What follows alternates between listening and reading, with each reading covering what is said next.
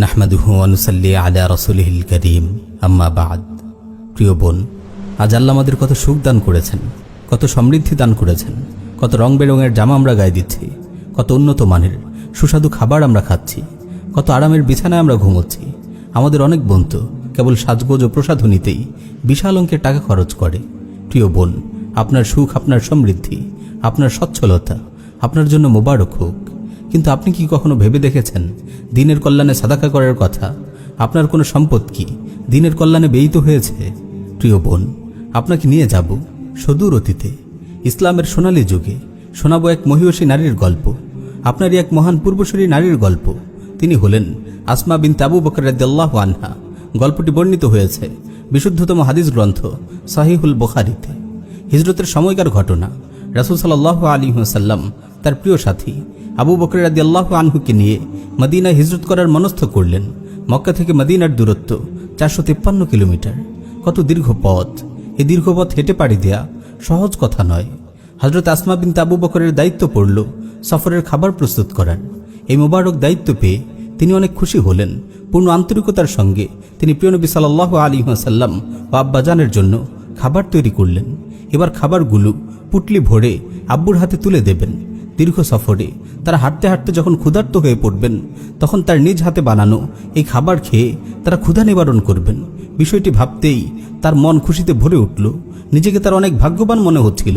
তিনি অত্যন্ত যত্নের সঙ্গে খাবারগুলোকে একটি পুটলিতে ভরলেন, কিন্তু পুটলির মুখ বাঁধার জন্য ঘরে কোনো রশি খুঁজে পেলেন না। আব্বাজান আবু বকরকে জানালেন বিষয়টি। আব্বু, খাবারের পুটলির মুখ বাঁধার জন্য তো কিছুই খুঁজে পাচ্ছি না। এই যে আমার কোমর বন্ধনী, এই ফিতাটি ছাড়া আর কিছুই তো ঘরে নেই যেটি দিয়ে আমি পুটলির মুখ বাঁধতে পারি। আবু বকর সিদ্দিক রাদিয়াল্লাহু আনহু বললেন, তাহলে তোমার কোমর বন্ধনীটিকেই ছিঁড়ে দুটুকরো করো। একটি দিয়ে পানির মস্ক বাঁধো আর অপরটি দিয়ে পুটলি বাঁধো। মহিয়সী আসমা বিনতে আবু বকর যেমন পিতার তেমন মেয়ে। তিনি নিজের জামার একমাত্র কোমর বন্ধনীটি ছিঁড়ে দুটুকরো করে মস্ক ও পুটলি বাঁধলেন। নিজের প্রিয় জিনিসটি তিনি দিনের কল্যাণে হাসি মুখে কুরবান করলেন। তখন থেকে তার নাম হয়ে গেল জাতুন নিতাকাইন বা দুই ফিতাওয়ালি। প্রিয় বোন, আপনারা তো মহান সাহাবিয়া আসমা বিনতে আবু বকরেরই ভাগ্যবতী উত্তরসূরি। ভেবে দেখুন, ইসলামের প্রতি আসমা রাদিয়াল্লাহু আনহার কত গভীর ভালোবাসা ছিল। ইসলামের কল্যাণের জন্য তার কেমন ফিকির ছিল। কিভাবে তিনি তার কোমর বন্ধনী দিনের খেদমতে পেশ করলেন। তার সবচেয়ে দামি ও মূল্যবান কোমর বন্ধনী হাসি মুখে দুটুকরো করে ফেললেন। প্রিয় বোন, আজ আপনাদের বলতে চাই, কেউ কি আছে আপনাদের মধ্যে যে তার প্রিয় বস্তু আল্লাহর রাস্তায় কুরবান করবে, ইসলামের প্রচার ও প্রসারে সাহায্য করবে, ইদাদ ও জিহাদের পথে ব্যয় করবে? নিজের সবচেয়ে প্রিয় জিনিসকে এভাবে দিনের জন্য কুরবানি করার মতো ঈমান কি আপনার আছে? প্রিয় বোন, আপনি কি জানেন কোন জিনিস দান করলে সবচেয়ে বেশি সওয়াব পাওয়া যায়?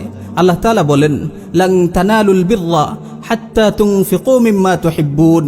যতক্ষণ না তোমরা তোমাদের পছন্দের জিনিস থেকে দান করবে, ততক্ষণ তোমরা কল্যাণ লাভ করতে পারবে না।